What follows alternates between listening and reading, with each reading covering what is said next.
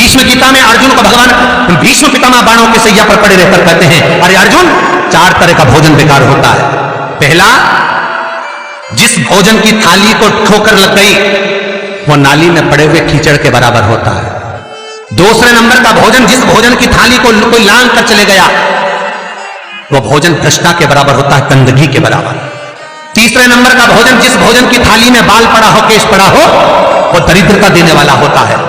और चौथे नंबर का भोजन अर्जुन, अगर पति और पत्नी अगर एक ही थाली में भोजन कर रहे हैं तो वो मदिरा के तुल्य होता है। यदि पति और पत्नी एक ही थाली के अंदर बैठकर भोजन कर रहे हैं तो वो मदिरा के तुल्य है। भीष्म गीता कहती है, अर्जुन, पति के जीवने के बाद अगर पत्नी उसी थाली में भोजन करती है तो चारों धाम के प्रसाद से बड़ा महाप्रसाद बन जाता है। और यदि पति और पत्नी का नियम है कि हम दोनों तो साथ ही भोजन करते हैं तो हाथ जोड़कर निवेदन है, साथ भोजन करो, मना नहीं है, 2 थाली अलग अलग लगाओ। पर पति के साथ बैठकर एक थाली में खाना रोज प्रतिदिन मदिरा को निगलने के बराबर है। मदिरा को कई लोग कहते हैं एक ही थाली में भोजन करो तो प्रेम बढ़ता है। प्रेम बढ़ता है। शिव महापुराण की कथा कहती है, पति और पत्नी अगर एक ही थाली में भोजन करते हैं, एक ही थाली में अगर पति और पत्नी भोजन करते हैं तो उस घर की दशा देखिएगा। उस घर के बच्चे कभी भी विद्या में उत्तम नहीं निकल सकते। उस घर के बच्चे कभी भी सत्मार्गी नहीं निकल सकते, मार्ग से विचलित ही निकलेंगे, क्योंकि मदिरा के नशे में पैदा हुए हैं। तो सुन अर्जुन, सुन, यदि बेटी कुंवारी है और बाप के साथ में बैठकर भोजन करती है तो उस बाप की कभी अकाल मौत नहीं होती है, क्योंकि बेटी बाप के काल का हरण कर लेती है। बेटी कुंवारी है, बेटी की शादी हो जाए जब पहले वो पिता के साथ भोजन ना करे, क्योंकि गोत्र बदल गया।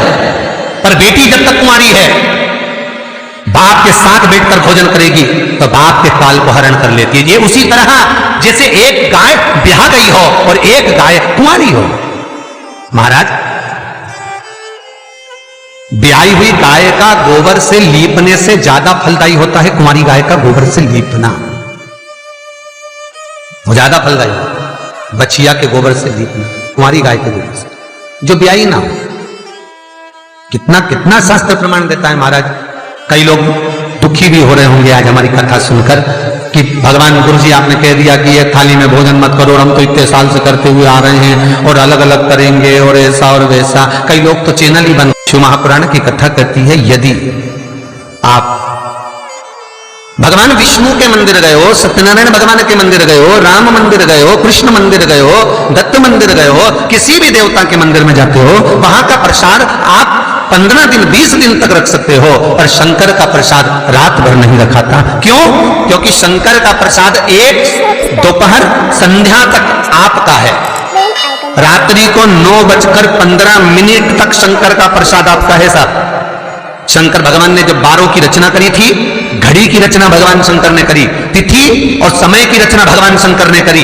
एक एक घड़ी, एक एक पल, एक एक तिथि, एक एक नक्षत्र, समय, पल, सबकी रचना शंकर करे। अपडेटेड रहे हमारे हर एक वीडियो से, सबकी रचना से।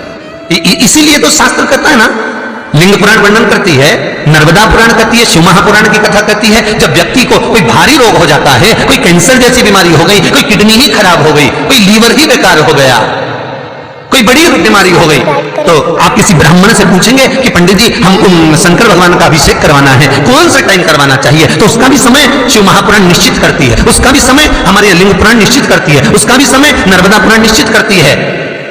तो कौमार खंड के अंदर शिव महापुराण के वर्णन करा गया कि 9:15 रात्रि को कोई बीमार व्यक्ति का यदि उसके हाथ से अभिषेक प्रारंभ कराया जाए, या उसके ही कुल का, उसके ही गोत्र का व्यक्ति शंकर का अभिषेक करता है और शंकर के नाम का स्मरण करता है, तो वो अभिषेक तो करे, साथ में जो मनोरथी है, यजमान है, वो महामृत्युंजय मंत्र का जाप करे। तो कहते हैं रोग समाप्ति की ओर आना प्रारंभ हो जाता है। रोग समाप्ति की ओर आना, रोग समाप्ति की ओर पहुंचना भगवान शंकर।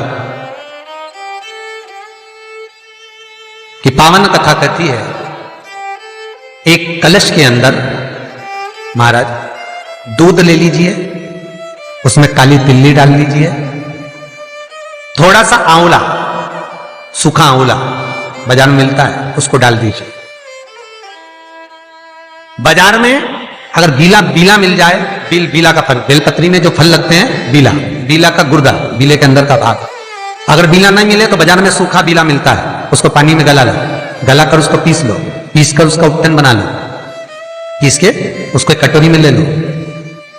उस उपटन को, जल के पात्र को, जो व्यक्ति घर में बीमार रहता हो या जिसको बुखार ज्यादा चढ़ रहा हो, उतर नहीं रहा हो, निमोनिया जैसी बीमारी हो, बड़ी से बड़ी बीमारी भी अगर आपको घेरी हुई है, तो आप अपने हृदय चित्त से स्पर्श कराकर, कोई पलंग पर पड़ा हो तो उसका हाथ का स्पर्श करा लो, जो स्वस्थ है उसके ऊपर से उतार कर भगवान शंकर को ले जाकर वो बीले का उपटन शिवलिंग पर लगा दे, और जो जल है वो शंकर जी को समर्पित करें। कौन सा मंत्र बोलना है? उस मंत्र का स्मरण आप सब प्रेम से करें। ओम, जितने टीवी के सामने बैठे सब बोलिए ओम जूम, जामे ऊ की मात्रा, अम की बिंदी, जूम, सहा, सा दोहा की बिंदी, सहा, ओम जूम सहा, ओम जूम सहा। इस मंत्र का जाप करते हुए जो दूध चढ़ा देता है उपटन लगाकर, उसकी बीमारी, उसका रोग समाप्त हो जाता है। बहुत ध्यान देना, उसी चढ़ाए हुए जल को, दूध को, उस उपटन के भाग को थोड़ा सा ले आइए। जिस बच्चे को निमोनिया की बीमारी है, जिसका बुखार नहीं उतर रहा हो, उसके मस्तक पर लेपन कर दीजिए, हृदय चित्त पर लगा दीजिए महाराज। उसके बाद में उस बच्चे को वस्त्र से, गीले वस्त्र से पोंछ दीजिए, उस वस्त्र को झटकार दीजिए, बच्चे का बुखार 10 मिनट के अंदर उतर जाएगा। ये कभी भी कर सकते हो, ऐसा कोई दिन निश्चित नहीं है, कोई तिथि निश्चित नहीं है। जब बुखार आए, जब स्वास्थ्य ज्यादा गड़बड़ हो जाए, तब करिए। मंत्र का जाप करते हुए ओम हूम ओम जूम सहा, इस मंत्र का बस स्मरण करना है। ओम जूम सहा मंत्र का स्मरण करिए और शिव की आराधना करिए। ये वो औषधि है जो सती माता ने भगवान शंकर से विवाह के प्रथम में प्राप्त करी है। यदि कहीं से 5 मुखी रुद्राक्ष मिल जाए और 5 मुखी रुद्राक्ष को तांबे के कलश में जल भरकर उसमें डाल दो, किसी चम्मच से उस रुद्राक्ष को निकाल लो आधे घंटे डालने के बाद, महाराज शमी का एक पत्ता, शमी पत्र, और शमी का एक पत्ता ले जाकर, शमी पत्र को ले जाकर शिवलिंग पर रखकर 5 मुखी रुद्राक्ष का जल अपनी कामना कर कर